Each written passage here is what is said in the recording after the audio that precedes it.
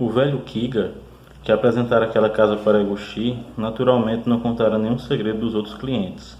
Por certo, o número deles não era muito grande, e não era difícil imaginar que esses velhos, do ponto de vista mundano, deviam ser vencedores na vida e não fracassados. Contudo, devem ter conseguido alguns êxitos cometendo o mal e preservado seus sucessos a custo de males acumulados. Então, eles não teriam paz de espírito, pelo contrário, estariam se sentindo derrotados e aterrorizados. Quando se deitavam em contato com a nudez da jovem mulher, os sentimentos que ressurgiam do fundo dos seus âmago talvez não fossem apenas o medo da morte que se aproximava ou o lamento pela juventude perdida. Talvez houvesse neles também certo arrependimento pelos pecados cometidos ou pela infelicidade no lar, coisa muito comum nas famílias dos vencedores. De certo, os velhos não possuíam seu Buda, diante do qual pudessem ajoelhar-se e orar. Por mais que abraçassem fortemente a bela desnuda, derramassem lágrimas frias, se desmanchassem em choro convulsivo ou berrassem, a garota nada ficaria sabendo e jamais acordaria. Os velhotes não haveriam de se envergonhar, nem ficariam com seu orgulho ferido. Estavam inteiramente livres para se arrepender e se lamentar à vontade. Consideradas desta forma, seriam as velas adormecidas uma espécie de Buda? E, além de tudo, um Buda vivo? A pele e o cheiro jovem das garotas seriam, então, o perdão e o consolo desses pobres velhotes.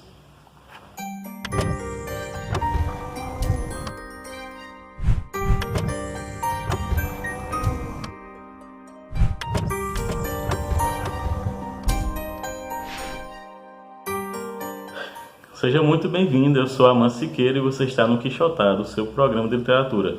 Se for sua primeira vez por aqui, não se esqueça de fazer a inscrição aqui embaixo e acionar o sininho ao lado para não perder mais notificações e para a gente continuar se vendo daqui para frente. Hoje nós vamos falar sobre uma obra que é bem polêmica, que é A Casa das Velas Adormecidas, do Yasunari Kawabata, com a tradução da Meiko Shimon. Eu já li esse livro aqui em duas traduções, uma para o português de Portugal e essa agora, essa publicação da Estação Liberdade. E eu gostei mais dessa aqui, particularmente.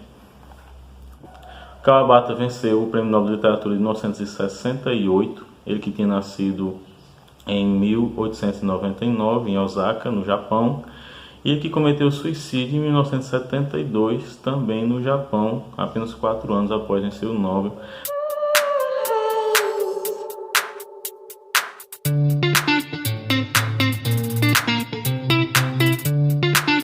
Parece que um dos motivadores para o suicídio dele, além da doença, da velhice, do cansaço e da depressão, foi a agenda cansativa em que ele se meteu depois de ganhar o prêmio. Então, talvez não seja tão bom assim ganhar o Nobel de Literatura. Mas brincadeiras à parte, esse livro aqui é um livro bem polêmico, como disse a vocês. Eu fiquei curioso para saber opiniões de outros leitores, porque esse livro é meio que um a pedidos, porque um amigo meu, embora informalmente, já que ele não colocou nos comentários e por isso não está no quadro oficial do A Pedidos, mas um grande leitor e que é fã do Kawabata, disse para mim indignado que tinha assistido um vídeo de uma grande booktuber, uma das mais famosas, e que eu não vou dizer o nome por uma questão de ética profissional, tinha falado do livro de uma forma bem ruim, e ele ficou bem indignado com isso. Eu disse, então me preste a tua edição, que eu faço uma nova leitura e faço o vídeo. Mas, como eu já disse outras vezes aqui, ninguém é incriticável. Então não é porque a gente gosta do Kawabata que todo mundo tem que gostar, muito pelo contrário. Mas eu quero aqui trazer só algumas ideias para que vocês percebam a grandiosidade desse livro. Digamos que é uma forma de eu tentar trazer para o leitor a minha visão sobre esse livro, para tentar fazer com que o leitor veja com outros olhos, possa fazer uma leitura diferenciada. Mas eu li 40 opiniões sobre ele no Scoob, e ele é um livro que divide muitas opiniões, muita gente ama e muita gente odeia. Mas alguns odeiam por essa questão que eu já falei aqui também sobre o filisteísmo, sobre achar que a literatura deve trazer bons exemplos. Tem que lembrar uma frase do Faulkner que dizia que a literatura deve servir como acender uma vela no escuro. Ela não ilumina, mas vai mostrar toda a escuridão ao redor.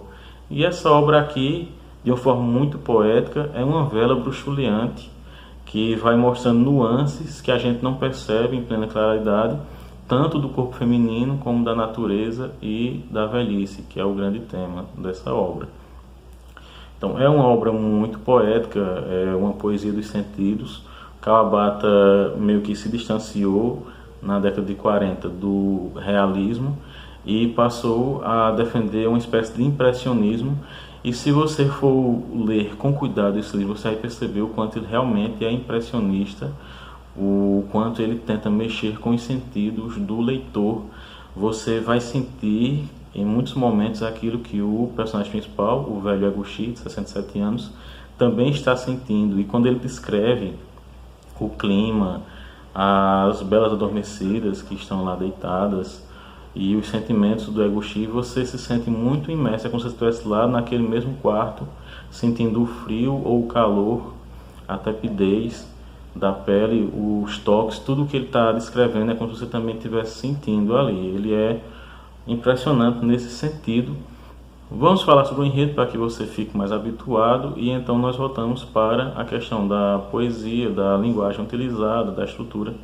O enredo é o seguinte: o velho Eguchi, de 67 anos, toma conhecimento através de seu amigo Kiga que existe uma casa, que é um prostíbulo, que é bem diferente porque nesse prostíbulo não há sexo. Ele é destinado a velhos já impotentes que pagam para poder dormir ao lado de jovens belas, virgens, e essas jovens, por isso que o nome é Casa das Belas Adormecidas, tomam um tipo de narcótico, ou esse narcótico é injetado em suas veias, e elas não acordam durante todo o período em que os velhos passam ao lado delas. Elas ficam lá praticamente imóveis, e tudo que os velhos vão lá para fazer é dormir ao lado dessas mulheres. E eles inclusive tomam um remédio também, um sonífero, para que possam dormir e ter bons sonhos ao lado dessas beldades. Essa parte principalmente é que indigna muitas leitoras, principalmente. Alguns leitores também eu vi falando a respeito, mas principalmente as leitoras se indignaram muito pelo fato de as mulheres estarem lá como objetos, como bonecas. E eu volto a essa questão, né, de leitores que consideram que a literatura é como um manual de moral, o que não chega nem próximo da verdade, muito pelo contrário. As grandes obras em geral trazem justamente os piores personagens, as pessoas mais cruéis, porque ela está fazendo aquilo que Faulkner dizia, né? Ela está mostrando toda a escuridão de que é possível a alma humana. E esse livro aqui vai trazer esses temas, obviamente, o tema da velhice, que é o mais importante, e o tema da beleza do corpo feminino, né, que pode apenas pela sua própria aparência trazer um alento para esses velhos. E também é claro que vai trazer muito profundamente essa questão da perversão sexual mesmo. E nós sabemos, quem já viu algumas coisas de pornografia japonesa, essa passividade das mulheres, né? Existem sempre monstros com um monte de tentáculos, coisa do tipo, assediando as mulheres que sofrem passivamente o abuso sexual. E essas belas adormecidas são outra forma de mostrar isso, né? Essa perversão. Ao mesmo tempo, ele faz um poema ao corpo feminino que é de uma beleza, de uma sensibilidade encantadora. E não só isso, tudo o que ele descreve é de uma forma muito poética, uma linguagem muito bela. E como vocês viram no trecho que eu li antes da vinheta, ele trata inclusive essas mulheres que são objetificadas aqui como Budas, como pessoas que estão ali talvez para redimir esses velhos e seus antigos crimes. O Eguchi vai passar 5 noites nessa casa, ele vai descrever em cada capítulo uma das noites, e essas noites se passam no fim de outono e início do inverno. E o Kawabata é um mestre também dessa questão do tempo psicológico em relação ao tempo meteorológico. Você vai perceber, se prestar bastante atenção, que o próprio Eguchi está no fim do outono de sua vida e início do inverno. Ele vai escrever em vários capítulos folhas de árvores que ficam encarquilhadas e presas aos galhos ao invés de caírem, porque é um clima ameno. E o próprio Eguchi o tempo todo fica dizendo que ele não é como os outros velhos dessa casa que frequentam esse local, porque ele não é impotente ainda, ele ainda é capaz de ter ereções e, portanto, de ser ativo sexualmente. Mas é como se ele estivesse justamente como essas folhas encarquilhadas que se recusam a cair, como se ele se recusasse a admitir que chegou ao fim de sua vida, ao fim de sua carreira sexual. E é claro que quando você fala sobre velhos e sobre pessoas tomando narcóticos, você também está falando sobre a morte, de certa forma, que pode aparecer no romance, inclusive de forma concreta. Vou tentar evitar trazer para vocês acontecimentos na narrativa mais adiante, para evitar spoilers, mas eu posso dizer a vocês que pais sobre esse local e sobre os seus frequentadores, é claro que uma promessa ao menos de morte, e que o próprio Eguchi, de certa forma, vai dizer que talvez fosse a melhor morte possível morrer ao lado de uma dessas belas adormecidas que sequer perceberiam o último alento do visitante. Em cada capítulo ele descreve uma noite e durante a noite o Eguchi vai rememorar coisas de sua vida pregressa, principalmente sua relação com as mulheres.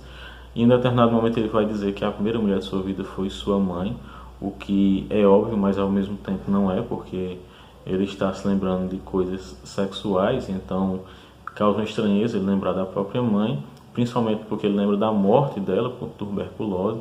Ele também vai sentir em determinado momento um cheiro muito forte de leite materno em uma das meninas que estão lá adormecidas, e vai rememorar uma outra prostituta que ele conheceu, uma geisha, que reclamava quando ele chegava com o cheiro do leite que suas filhas pequenas tinham sorvido, porque ele tem 3 filhas já agora maiores de idade. E em determinado momento, o que eu achei muito interessante é que ele fala que talvez o que ele fez com determinadas mulheres, principalmente com prostitutas, não tenha sido tão mal quanto o que ele pode ter feito para as suas próprias filhas e sua esposa, já que ele estava ali todos os dias convivendo com elas. Talvez essa convivência diária fosse mais tirânica e fizesse mais mal para as mesmas do que todo o mal que ele pode ter feito, inclusive para uma prostituta que ele encontrou que tinha apenas 14 anos de idade.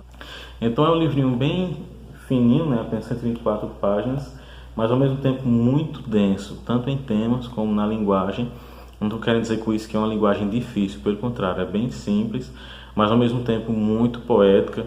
As descrições são muito profundas, sugiro a vocês que leiam sorvendo cada palavra, observando como ele consegue organizar essas palavras no papel. Parece mesmo daqueles escritores japoneses que fazem aqueles ideogramas muito belos, pintados à mão. É uma linguagem belíssima, muito poética, e é um livro muito gostoso de ler, apesar dos temas escabrosos que ele trata. Mereceu muito vencer o Nobel de 68 e merece muito ser conhecido. Espero que vocês tenham gostado do conteúdo do vídeo. Se gostaram, não se esqueçam de se inscrever no canal, de curtir, comentar e compartilhar. E a gente se vê no próximo Quixotado, seu programa de literatura.